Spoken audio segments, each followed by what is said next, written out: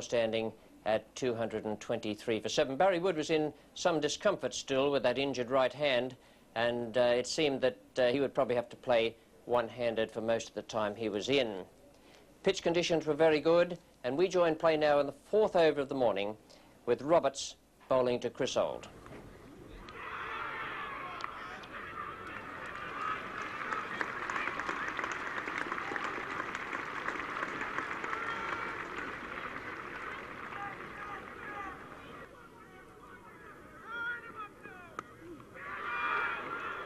Flying again off the bat down to third man.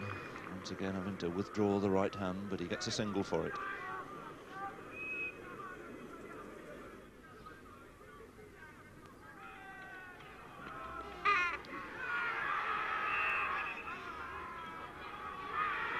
And a long delay there. Didn't think he was going to give him out. Barry Wood got a very hard edge to it. Thought he might have got away with it for a minute. And the consternation of the West Indian fielders there before he finally did ask the umpire. The umpire signalled he was out. The first wicket down this morning. The second wicket, 2 holding. Barry Wood out for a very courageous 30 runs, caught behind by Derek Murray. Now at the far end, facing Roberts. And throwing the bat over the top of cover point. Seems that any opportunity coming John Snow's way. There's one batsman here who's going to try and score a few quick runs. I suppose somebody before long is going to point out the fact that Barry Wood took guard at 20 to 6 on Friday night and wasn't dismissed until Tuesday morning. Give himself room there, straight to hold. If he hits it close and he's out, he's run out. Yes, Dickie Bird's finger going up. Chris Holt taking a chance. Fine pick up by Holder, a good accurate throw. Sees the end of Chris Old.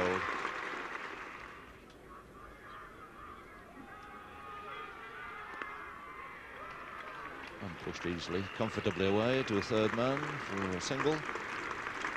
So that brings up the 250 for England in this second innings. An overall lead now of 318. And John Snow's contribution is 4. And it's all over. No need for Tony Greig to declare. Underwood clean bowl comprehensively there by Andy Roberts, ending England's innings on 254. Underwood bowled by Roberts for just 2 runs. Andy Roberts again finishing this innings with 5 more wickets to the delight of the West Indian supporters. Another tremendous spell of pace bowling by the West Indian fast bowler. 5 for 63 is final overs in just 2 balls short of 30 overs. Ball being tossed to him, and he'll probably treasure that. Go back on the mantelpiece at home. 5 times Andy Roberts struck again in that second innings to add to the 5 wickets he took in the first. 10 wickets in a test match at Lords by a West Indian. It's only been achieved once before, then by Sonny Ramadan way back in 1950. A superb effort from Andy Roberts. A brave piece of batting from Barry Wood, who made 30 with that damaged hand. A little bit of resistance from Chris Old, and then Underwood, the last man out, to Andy Roberts.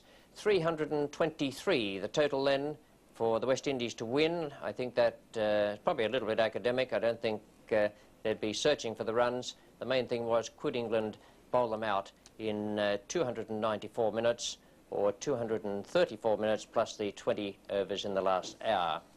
We join play now in the 1st over of the West Indian second innings, and it's Chris Old bowling to Roy Fredericks.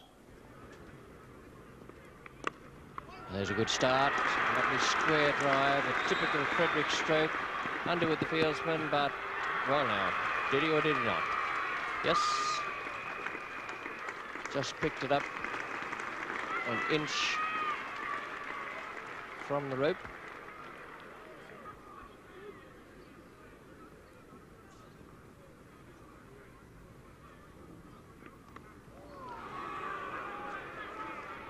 Well, that was the one for the hook shot, but Fredericks was aiming to roll the wrists over that and hit it past square leg. That wasn't going anywhere near the man at long leg.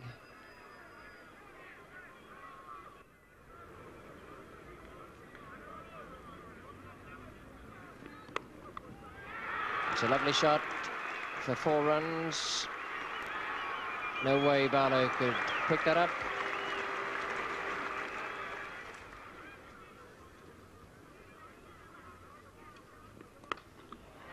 No need to chase that. It's a very, very good stroke. John Snow giving himself the chance there with a well-pitched up delivery, taking the chance on Fredericks getting it either in the meat of the bat or on the edge. When the slips is going away. Interesting move that, indicating perhaps there's not so much spin, but Greg believes there may be the chance of a lofted shot to short cover.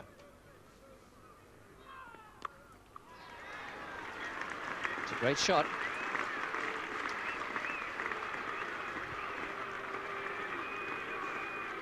There's a no ball called by umpire Constant, and Greenwich took full advantage of it.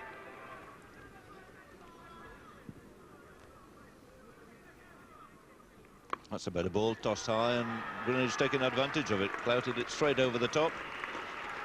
But it's a risk worth taking, and one hopes that after getting that sort of treatment, it's not going to stop Derek Underwood chancing his arm a little bit. Just slightly over pitch, but if that one had been pitched just a fraction shorter, that's the sort of thing one feels that he might be looking for.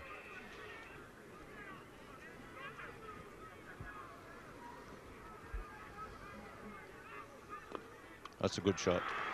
Half volley outside off stump. No spin there for Underwood. Really, he'll cut that off. 3 runs if they want them, and they do.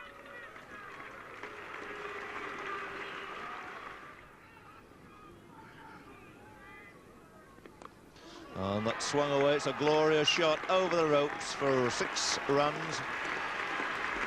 As soon as Underwood had erred down the leg side, Greenwich so quick to take advantage of it. His third 6 of this match, hit 2 in his first innings effort of 84. Well, just over a minute and a half here. There's another 4 balls in this over. And that's it. It's a good catch by Brian Close. Pat Pocock has struck. That ball turned. The off-spinner got his just rewards for a fine, accurate spell. Greenwich caught Close. Bowled Pocock. He's out for 22. And the first West Indian wicket down with the total on 41.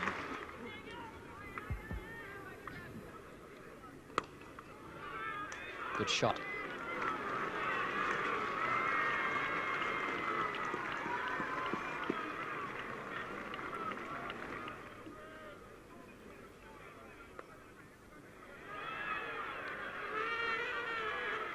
And Barlow, 12th man. It's on for Barry Wood, who batted this morning, but hasn't been able to come on the field. His hand is still badly bruised. 50 up for the West Indies.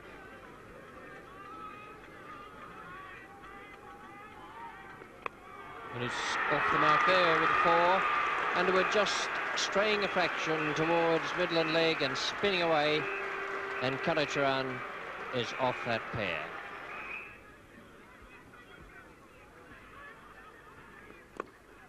Shot. Mid-off doesn't even bother to turn around. That's John Snow as the ball's going over the boundary line.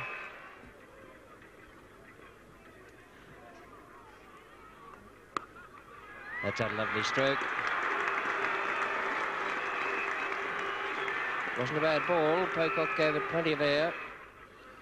Tony Gregg loosening up there at silly point. Could be that he might be having a crack himself.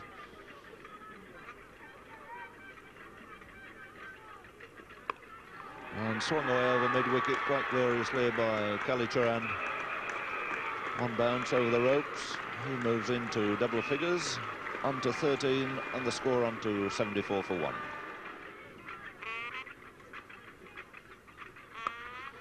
Not short. So 4 more to Fredericks.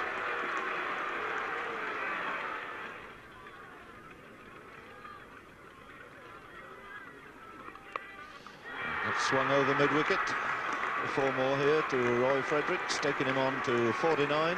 85 for 1, the West Indies score with Fredericks on 49, Kalachharan on 13. And one can now write off, I think, any chance of a West Indian victory here. Depends whether they can hang out for a draw. They've got an hour and 40 minutes, or just 2 or 3 minutes less than that, plus 20 overs. And if England are going to win this match, they've got to strike pretty quickly now.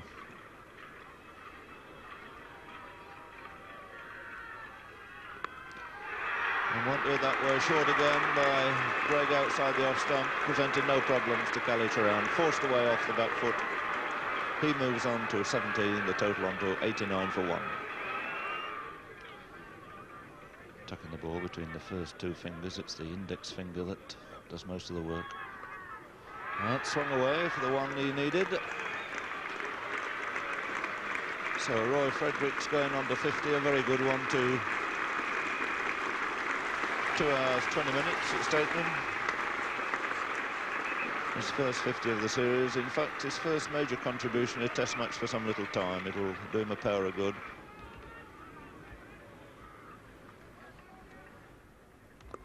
That's a good shot. And the gap nicely between mid-wicket and mid-on. Beautifully placed shot there by Fredericks, hurrying away for another boundary for him.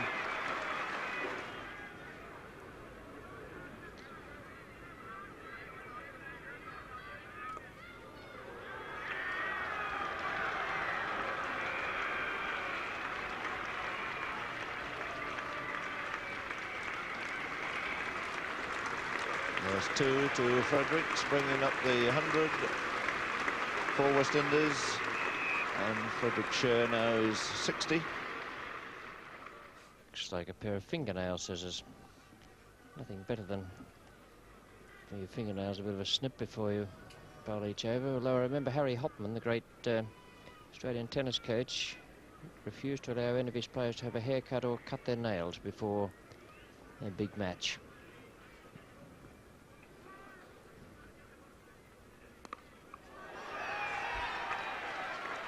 Perhaps he could have done with that extra bit of fingernail, because Roy Fredericks is just hitting for 6.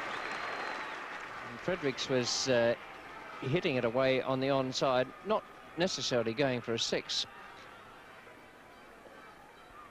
But he got it right in the middle of the bat, and it soared over the ropes.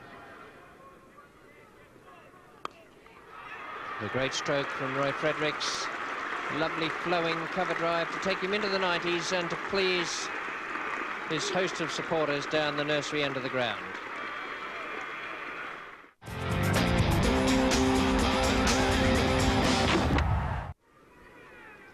Greg now bowling to Kallicharran. Nice stroke through the cover area. Bob Woolmer, the man after it, certainly stop it, but if they want to, they could pick up 3 runs.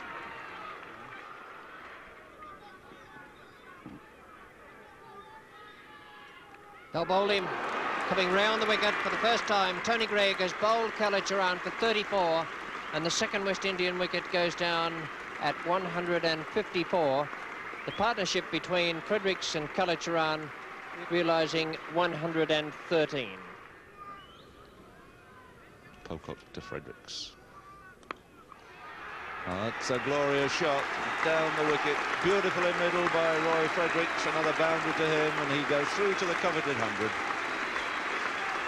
In a wonderful exhibition by Roy Fredericks, his 100 coming up in exactly 4 hours, and scored out of 164 for 2. 1-6, and that was his 10th 4.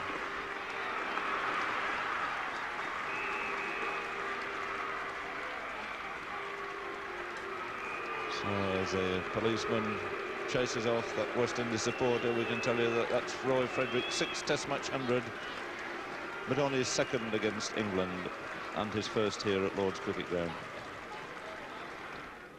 Underwood now to Lloyd. Outside the leg side, swung away to deep squares, just a single.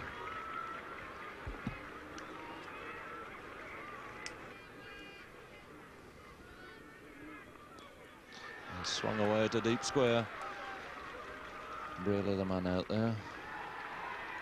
And he's allowed it to go through, so it's 4 more to Roy Fredericks, moving on to 105, the total on to 169 for 2.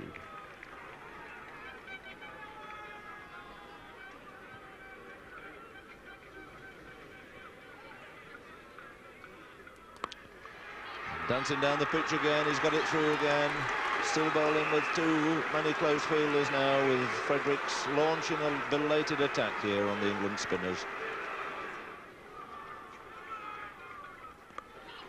And hammered off the back foot this time. 3 glorious boundaries in this over to Roy Fredericks, really making his presence felt out there now.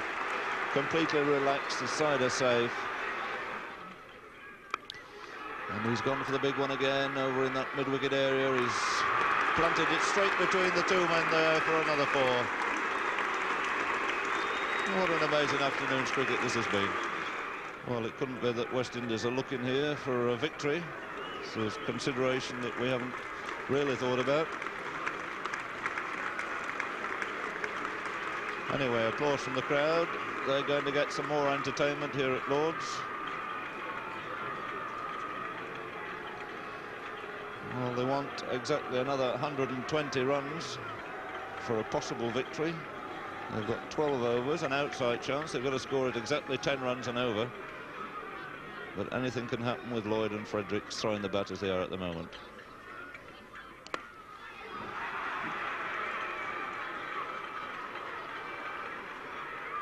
Well, this is good cricket to finish up with. 2 there to Clive Lloyd. And suddenly this crowd, or the remnants of quite a good crowd earlier in the day, coming alive.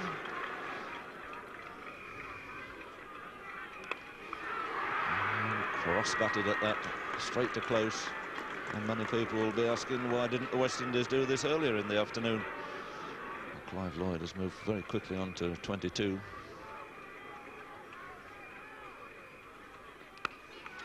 An immense strength there, great power. Barlow, the fielder out there, he's done some fine work since he came on as substitute. One of the brightest of the young fielders in English cricket.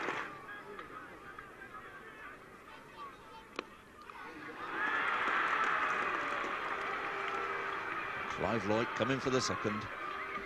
Wonderful mover between the wickets. And it's still to be Chris Old. John Snow off the field, been off for some time, so he can't be called into the attack. Otherwise, it's fairly certain he'd be in action now, I think. Old to Fredericks. They'll be wanting 2 here, Underwood down there. That's the position, and this run chase still being carried on.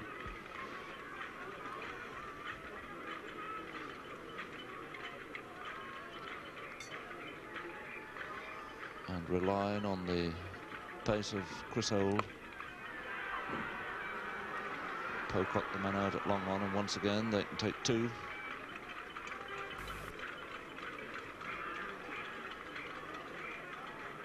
And they've got 2 a ball, it would make it a very tight finish.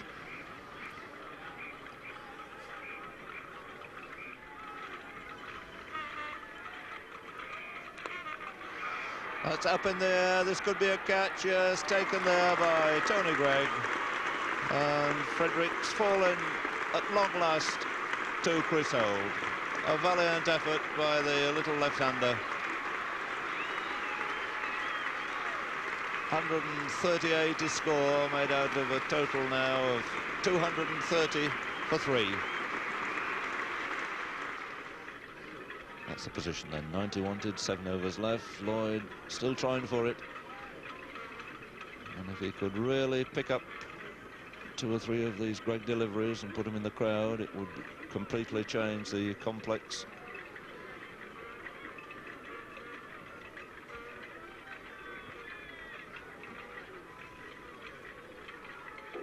And he's bowled him a great big swing.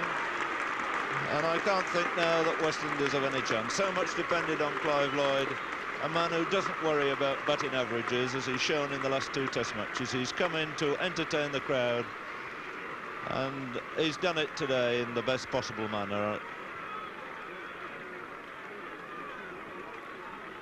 Well, Clive Lloyd, I'm quite sure, turned to Tony Greig and said, all right, if you want to call it a day, that's it.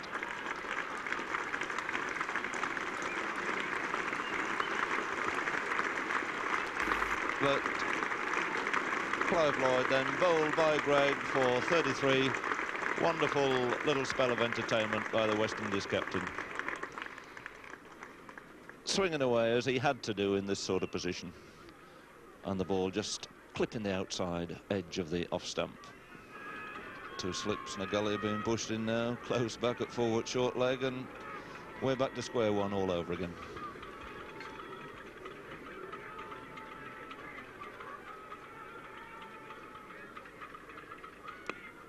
Safe to say that we shall probably get the forward defensive now for the next 10 minutes. Well, Bernard Julian, who was sent in 10 minutes ago to keep up this attack, now finds himself in an entirely different situation. He's forward defensive, trying to keep the spinners out. Well, those who've stayed on here, and quite a number have done that, have had some great entertainment.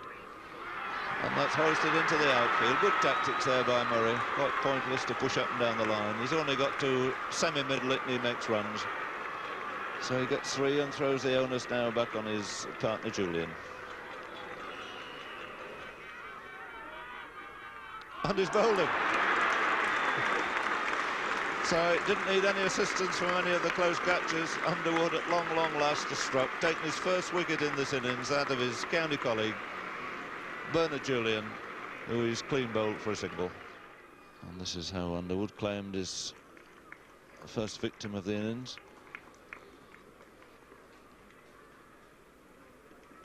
Pushing forward, must have come on a little with the arm. It's Larry Gomes again, facing Underwood. Oh, and that could well have been a catch.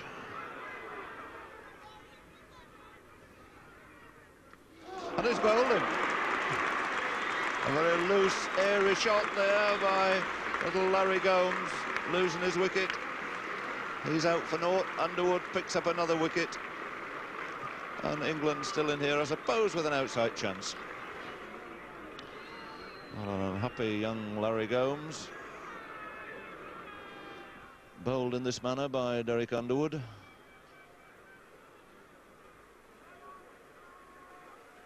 The ball really too far up to force a way through there, and a little bit of spin helping it to go through and disturb the middle stump. It requires 4 wickets in this over from Underwood.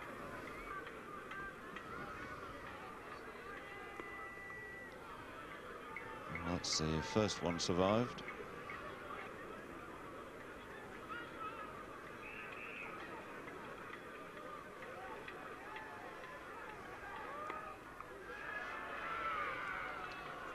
So 2 balls gone, needs 4 in 4 now for England to win this test.